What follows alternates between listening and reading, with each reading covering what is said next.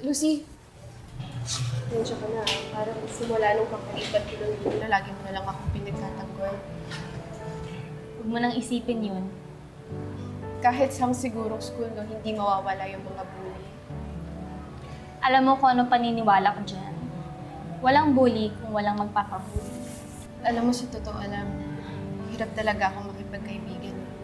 Kahit dun sa dati kong school, wala akong kaibigan. Ganun ba? Pwes, dito sa school na to, ako yung magiging una mong kaibigan. Kami. So, may bibigay ako sa'yo. Binibenta ko tong bracelet na to pang dagdag baon ko. Pero ibibigay ko na lang siya sa'yo.